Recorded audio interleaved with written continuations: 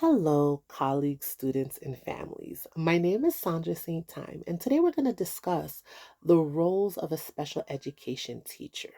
So, we're going to discuss it covering my personal vision and how I feel about it, ethical policies that are put in place, diversity in learning, the Christian worldview surrounding it, to encompass learning for the individual student, leading as a school community, and serving within the classroom and staying connected.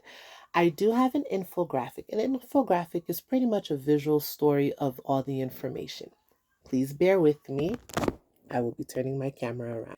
So as you can see, we have our infographic here, and at the center, we have the special education teachers in schools. The topics we are covering is supported learning, legal responsibilities, ethical responsibilities, collaborative responsibilities, and advocacy responsibilities. Oopsie daisy. So if you notice the arrows in the middle, they point out. So the core is a special education teacher. And these are five of the areas that we can cover. And there's plenty more, but these are five crucial areas that are covered that make the core of a special education teacher. Bear with me again as I turn. Now we can even use this simple exercise of turning my camera around to look at the infographic as an opportunity for learning, correct? At this moment, I presently may not know how to get the little thing right here in the screen, but eventually we'll be able to get to that point. So these are some of the things as a special education teacher we always want to have in the forefront for our students, that there's always an opportunity to learn more. So for me, a personal vision would be, what do I do consistently? I consistently want to have positive interactions, positive relationships with my students.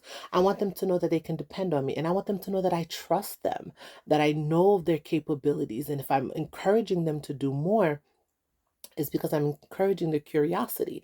If I see they're interested in a particular topic, let's go for it. Let's see how we can incorporate, say, my student likes basketball. How can we incorporate that into math, into science, into social studies, into all the various subjects, using something that they like and then having that curiosity branch out for all the subjects that they need to learn.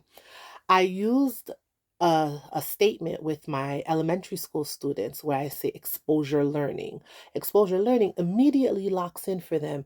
Oh, this is something we're not using right now, but eventually down the line we'll be able to use it. And what it does is it piques a curiosity in my students to be like, when are we going to use it?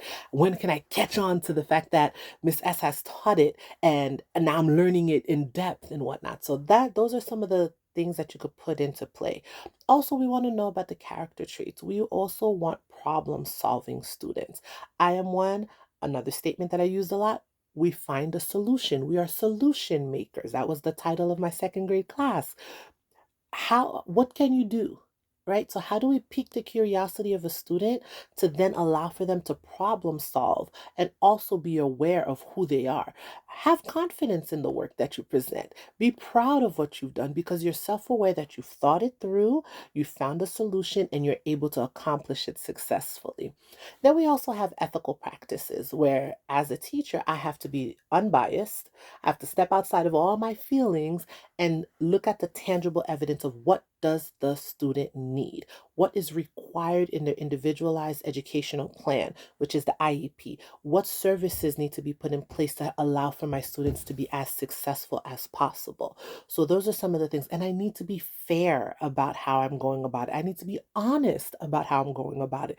The individual student within the classroom, what do they need? I have some students that have needed timers to help keep them focused. I've had some students that needed certain tangible things to touch that help them to stay focused. Now, how do I translate those things confidentially?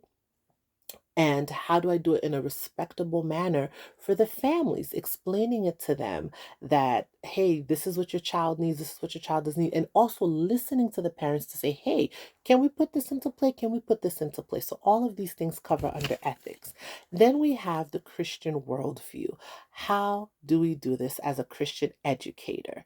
There's the servant leadership, right? What would I like to be done, right? They usually say what you want done, you do for others. So understanding the issues and the concerns of my student. If I see my student is particularly upset about something, I know that they won't sit down and take their pencil to do the work. pull them aside, have a conversation. What happened this morning? How is this? Give them a few minutes to get it off their chest, and then you'll notice an improvement in things. Also, the honesty and compassion with families. Let's even look at Jesus's life as an example. Blind Bartimaeus was blind, so Jesus had to address his blindness. He spoke to him in that manner. We have the woman with the issue of blood. She had a different concern. Jesus spoke to her regarding that. So, how do we tailor make our compassion for each individual student and their families to make sure that we are always moving with honesty, compassion, integrity towards these families? And then we have the diversity of learning needs. How do we do these things? How do we get out in the community?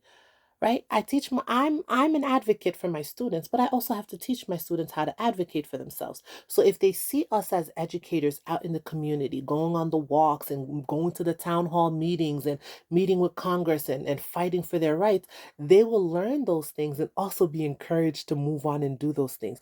We also want to have lifelong learning goals, right? We want to have conversations that it's not just in the classroom you could listen to me, but in the supermarket, how do you speak to the teller? How do you go to a bank?